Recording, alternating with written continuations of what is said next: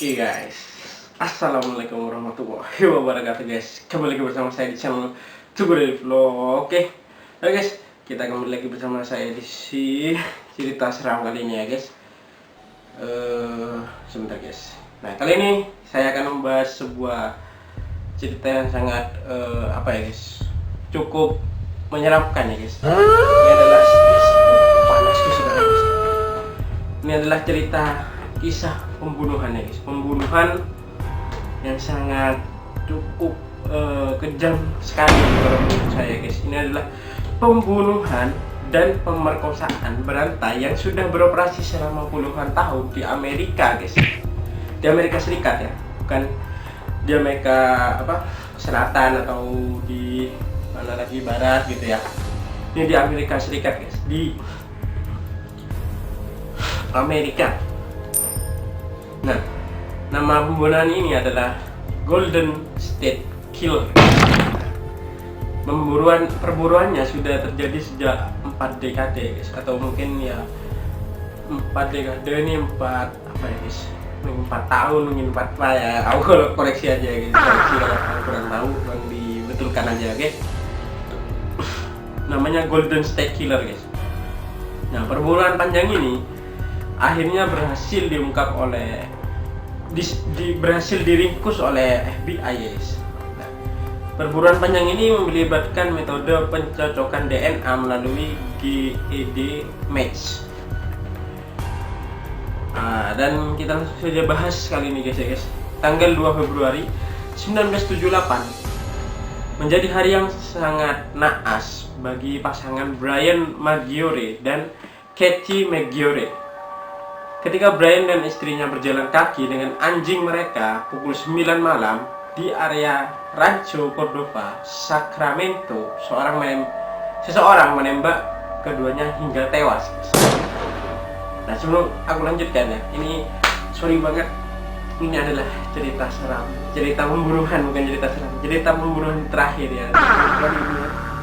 Soalnya nanti aku bukan libur beberapa hari, bukan libur buat deh, kita pindah ke konten lain ya, konten yang lebih bisa diupload ke setiap hari ya guys.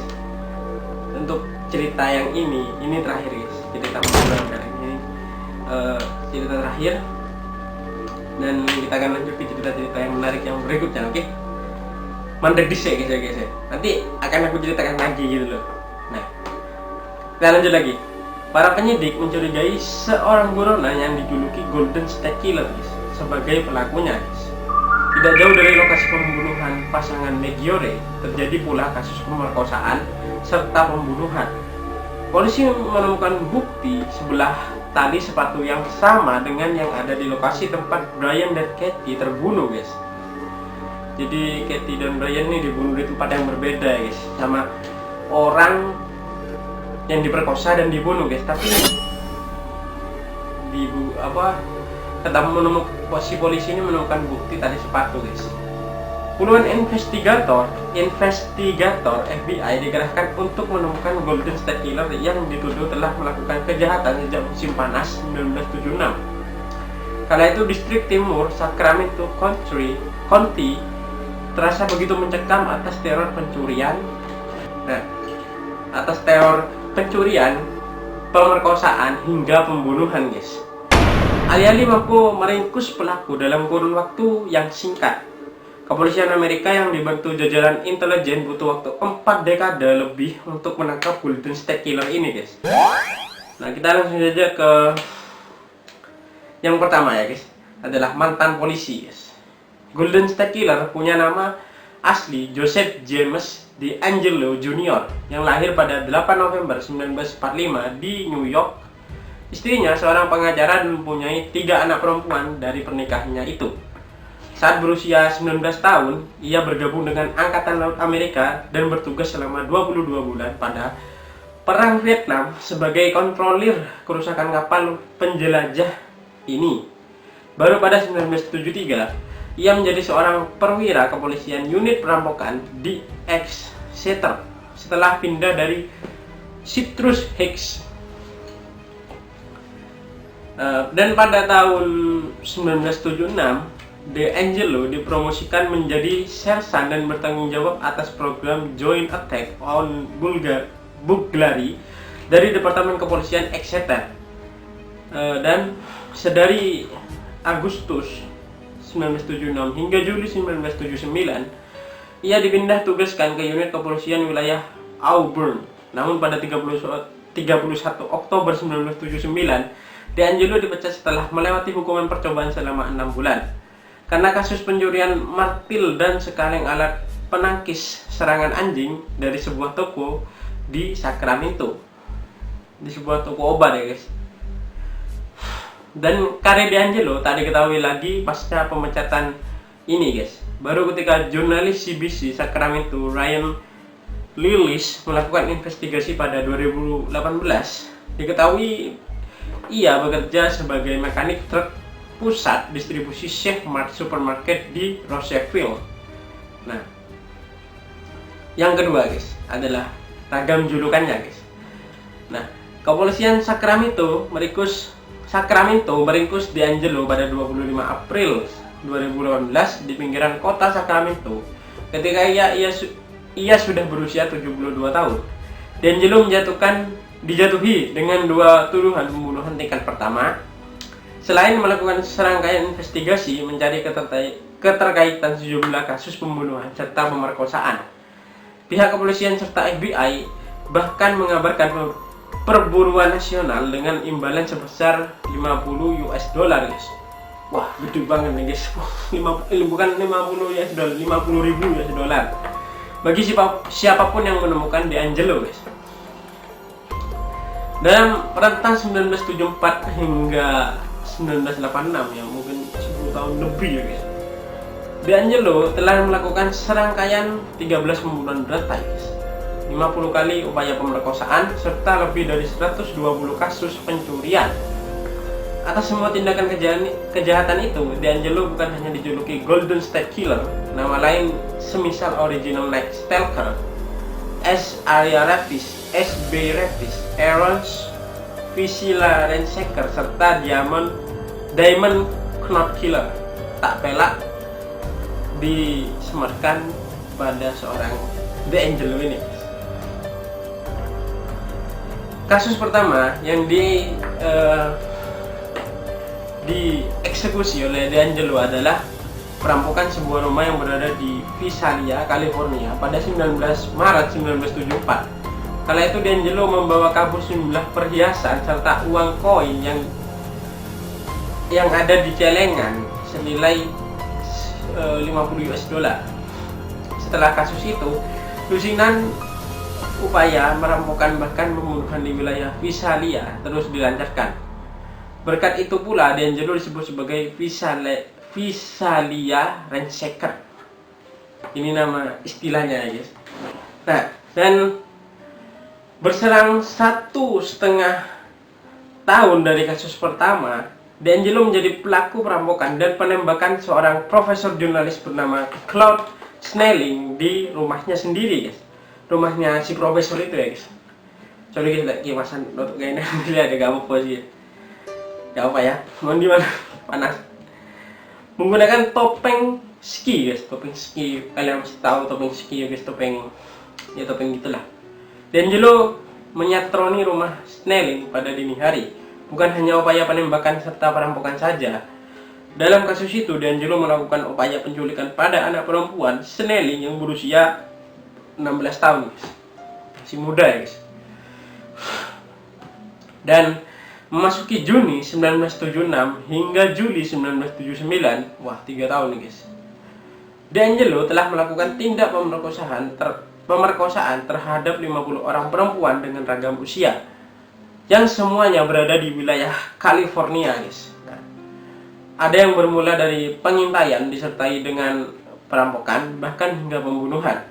Tak ayal, dalam rentang waktu itu, D'Angelo yang saat itu menjadi pelaku disebut juga sebagai S. Area Rapist.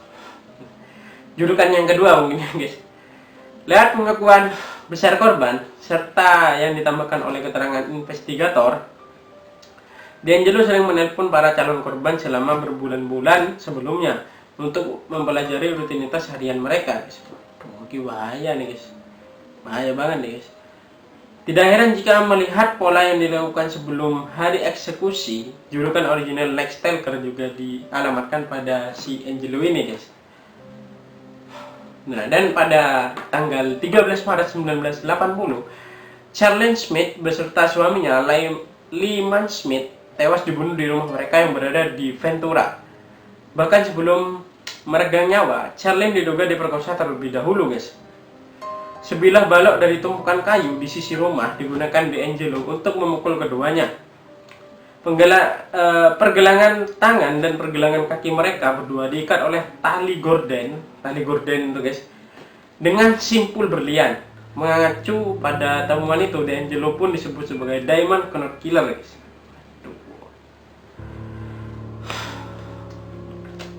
Dan sebelum mengaitkan original Lex Stalker dengan kasus S.Aria Repis secara resmi pada 2001, sejumlah aparat penegak hukum, terutama anggota Departemen Kepolisian Sacramento, mencoba mengaitkan kasus di Goleta secara terpisah. Upaya itu didasarkan pada kesamaan modus operandi. Salah satu kasus pembunuhan ganda original Lex Stalker terjadi di Ventura, California, 40 mil di sebelah tenggara Goleta. Sedangkan kasus pembunuhan lainnya terjadi di Orange County, California, 90 mil di sebelah tenggara Goleta. Tepat tanggal 15 Juni 2016, FBI merilis informasi tambahan tentang kasus-kasus yang telah terjadi, termasuk sketsa komposit baru dan kesaksian korban serta penyidik lokal maupun federal. Konferensi pers berlangsung pada hari itu juga di Sacramento. Aparat setempat dan FBI mengumumkan hadiah sebesar 50.000 US dollar bagi siapapun yang memiliki informasi akurat tentang D'Angelo. Inisiatif ini melibatkan Pangkalan Data Nasional untuk membantu kepolisian dalam proses penyelidikan. Dan muara investigasi serta pencarian kepolisian Sacramento dan FBI atas D'Angelo jatuh pada 25 April 2018, 2 tahun setelah penangkapannya. Dengan tubuh ringkih dan desibel suaranya yang kian merendah, ia mengakui rentetan kasus yang telah dilakukan guys.